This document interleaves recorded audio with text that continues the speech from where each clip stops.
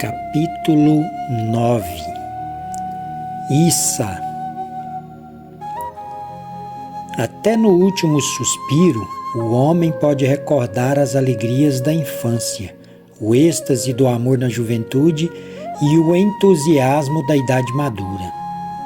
Sim, pode-se construir uma eternidade no belo sonho da vida e da recordação. Viver nos outros, com os outros e para os outros é o segredo da imortalidade. Aquele que ama vive no ser amado, pensa seus pensamentos, adivinha seus desejos e participa de seus afetos. O homem que pensa já não está só, porque o homem que pensa em um ser vive nele e com ele. Uma recordação perpétua e constante rompe a eternidade do tempo e a imensidão do espaço até encontrar o ser recordado. Donnie conservava uma recordação que martelava sua memória dia e noite.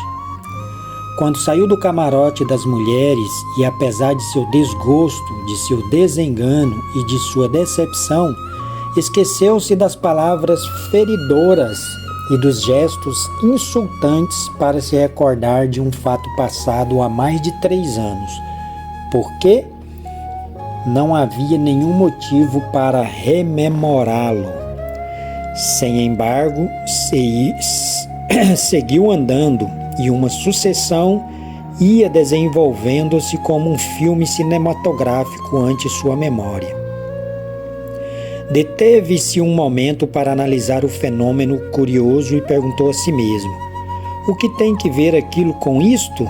Que relação tinha minha salvação do lago de lodo com este almoço desagradável?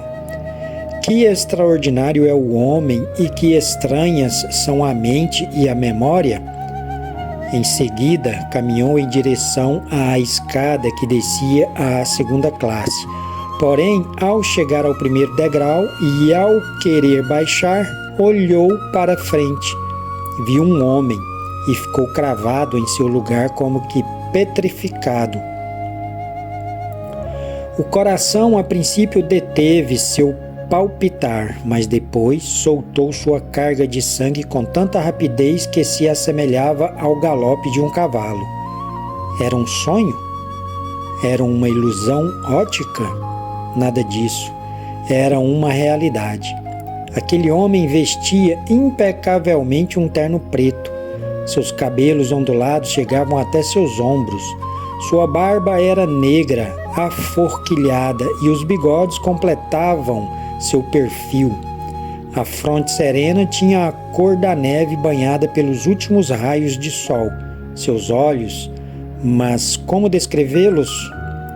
Não se lhes podia qualificar senão de divinos. Aquele que mirasse seus olhos se esqueceria de todos os demais detalhes de seu rosto. Os dois contemplaram-se. Donnie notou que os olhos daquele Apolo sorriam e sentiu uma alegria interna indefinível. Quis dizer algo, mas não lhe veio nenhuma palavra à mente. O tempo que transcorreu não chegava a 5 segundos, embora o relato destes sucessos ocupe mais de 2 minutos. Por fim, o estranho ser alçou a mão e com o dedo indicador fez um sinal acompanhado com a palavra venha. Donnie o seguiu silencioso a seu luxuoso camarote e, enquanto caminhavam, desfilavam na memória do jovem os detalhes de sua recordação. Era o verão de 1917.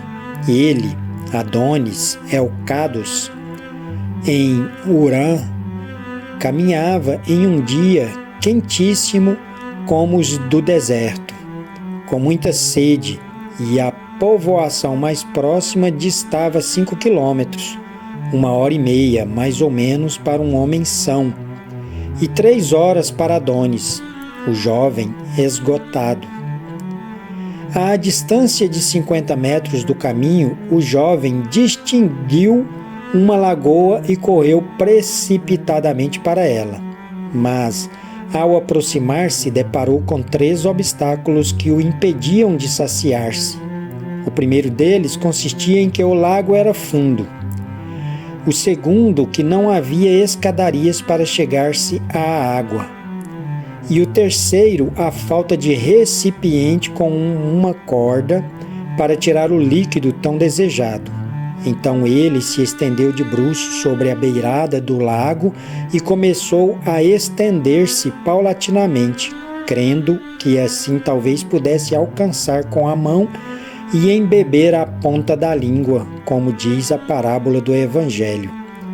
Mas em vez de alcançar o líquido, precipitou-se de cabeça no lodo pegajoso do charco, afundou-se e sentiu que se asfixiava.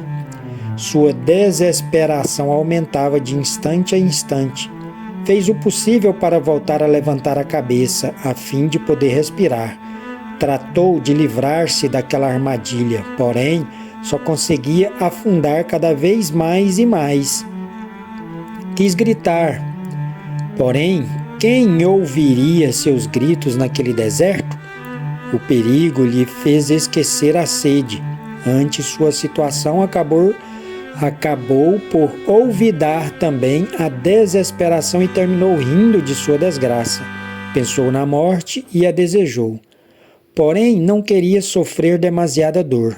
Havia passado mais de 15 minutos neste estado imóvel, enquanto que pelo seu cérebro desfilavam milhares de ideias e pensamentos trágicos.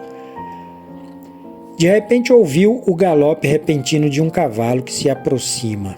Tirou-se o ensimesmamento, gritou desesperadamente e cavalo e cavaleiro aproximaram-se do lago.